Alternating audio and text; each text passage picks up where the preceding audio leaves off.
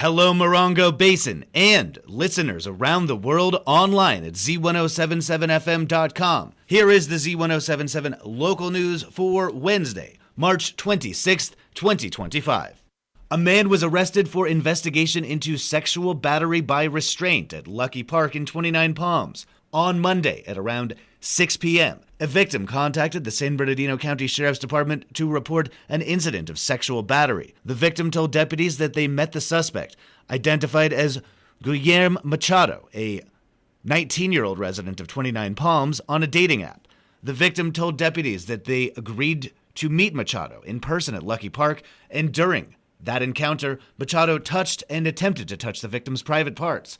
At around 10:30 p.m., deputies contacted Machado at Building 1608 on the Marine Corps Air Ground Combat Center, and he was taken into custody.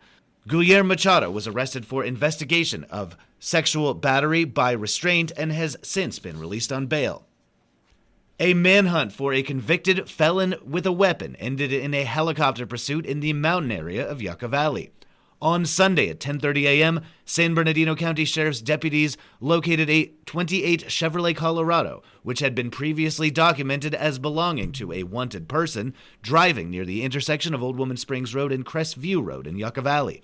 Deputies say they attempted a traffic stop, but the driver, identified as Stephen Hansard, a 34-year-old resident of Desert Hot Springs, did not yield and initiated a pursuit. Deputies say that Hansard drove into a mountain area of Yucca Valley where his vehicle became disabled, and he fled on foot into the 4600 block of Sandpiper Drive. With support from the Sheriff's Aviation Unit, deputies located Hansard and took him into custody. Stephen Hansard was arrested for investigation of felony evading, being a felon in possession of a firearm and ammunition, and forgery. He is being held at the West Valley Detention Center on $150,000 bail.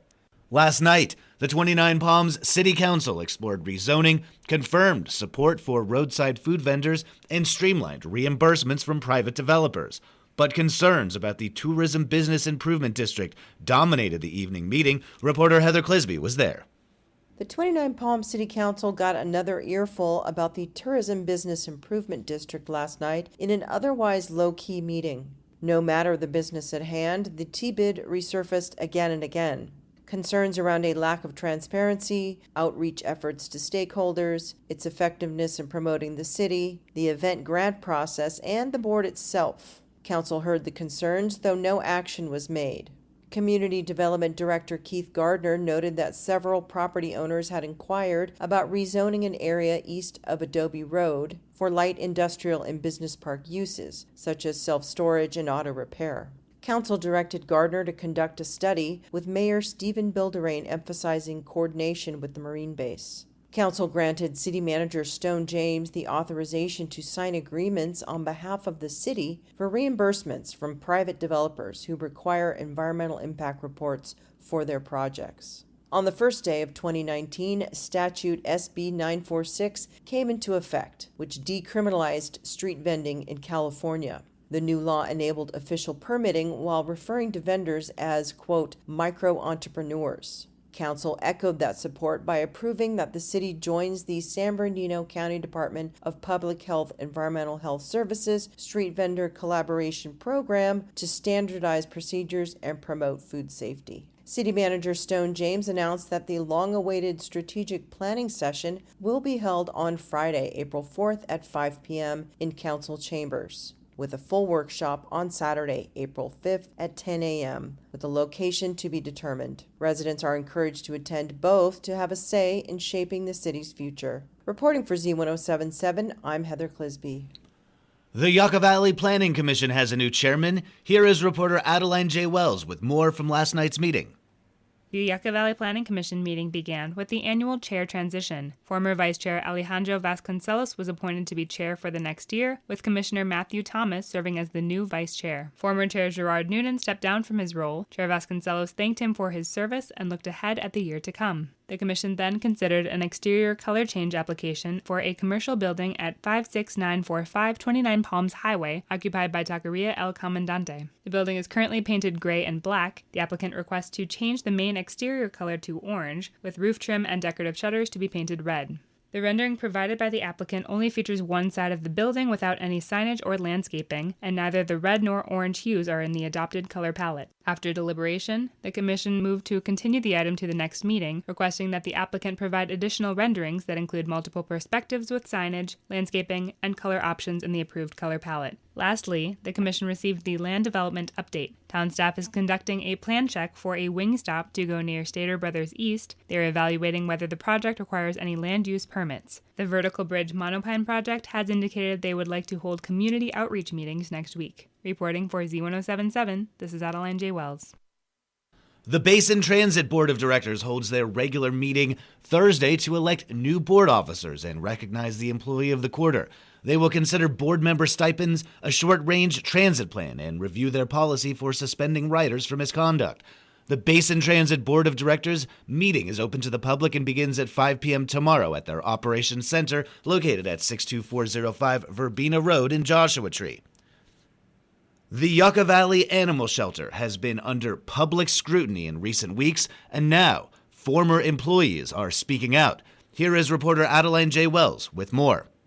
Raina McAlexander began working as an animal shelter specialist and an animal control officer in February 2020. The job entailed taking a course in which she was trained to administer euthanasia humanely. When an animal is awake and not sedated, the standard protocol is to euthanize intravenously or through a measured intraperitoneal injection. During McAlexander's employment, the Yucca Valley Animal Shelter rarely sedated animals before euthanizing them, which can be humane when following standard procedure. However, she states that Animal Care and Control Manager Doug Smith would routinely euthanize cats with a pole syringe through their boxes without securing them or ensuring the solution was administered properly. McAlexander asserts that his handling would allow them to be struck outside of the target area, resulting in extended deaths for the animals. In the way that he was euthanizing them, there's not really a good way of knowing exactly where he's hitting. He would be hitting the cat somewhere, but it could be hitting a kidney, it could be closer to the lung, it could be in the bladder, theoretically. He could just be in the stomach.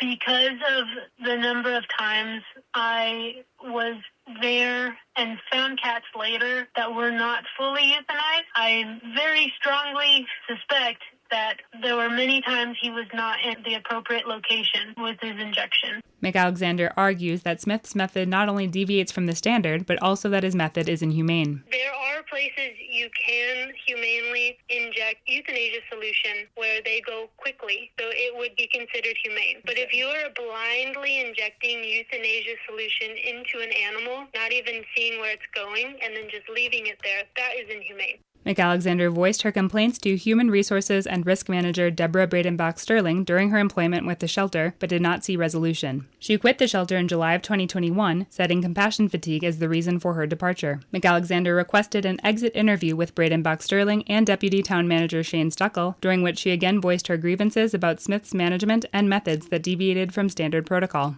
A second former shelter employee also contacted Z107.7, who would like to remain anonymous. This source confirmed that the methods described by McAlexander were also used by Smith during their employment, citing euthanasia policies and the lack of networking animals as reasons for their departure. Further, they said that rather than treating dogs for kennel cough, either in group kennels or isolation, Smith would instead regularly use euthanasia as mitigation. They said, quote, "I think the shelter manager finds it more cost-effective to simply euthanize the animals rather than to treat them. I think recently they've changed this and are starting to treat more animals, which is good. When I was there, a lot of animals were being euthanized for kennel cough, something that is very much treatable with antibiotics and cough medicine," end quote. McAlexander confirmed that dogs with kennel cough were typically euthanized during her employment at the shelter as well, as opposed to being treated with antibiotics. The anonymous source also said that they contacted Stuckel during their employment to voice concerns about Smith's management and euthanasia policies, which were dismissed. This source emphasized that shelter staff do their best to provide proper animal care and viewed the operating procedures as a managerial problem. Z107.7 consulted with management from 2 other shelters in the Inland Empire area, both of whom requested to remain anonymous for the privacy of their shelters. While they refrained from commenting on whether the practices were humane without knowing full details, both confirmed that it is not standard procedure to euthanize an awake animal such as a cat without administering to a proper source site. As one explained, quote, "There is a specific way to do euthanasia. You're not just shooting an injection into the animal. There is a very specific protocol, and those that do euthanasia literally have to go through the training," end quote. Further, one of the sources stated that amongst shelters, it is typical to try and treat kennel cough with antibiotics and cough medicine, even in cases of multi-dog outbreaks. With the shelters they are familiar with, euthanasia is not considered a routine method for curtailing kennel cough unless there is a secondary factor impairing quality of life. Z107.7 contacted the town of Yucca Valley for comment. They responded that the town follows standard euthanasia protocol for cats, which is a single intraperitoneal injection, per the reference manual published by the Humane Society of the United States. As described by McAlexander and other sources, Smith's actions were not consistent with the standards in the Humane Society's manual. The town also states that they do not comment on confidential personnel records, but that they take all complaints seriously and investigations are conducted as appropriate. The Yucca Valley Animal Shelter has been a hot topic of discussion during the public comment period of town council meetings. In recent weeks, upwards of 40 residents have attended meetings as part of the movement. Comments range from concerns over shelter policies and lack of volunteer programs to sharing negative experiences with the shelter. At the meeting on March 4th, town staff announced that the shelter would undergo a 90-day operational review. Interim results are expected to be delivered to the town council at their meeting on April 1st. Reporting for Z107.7, this is Adeline J. Wells.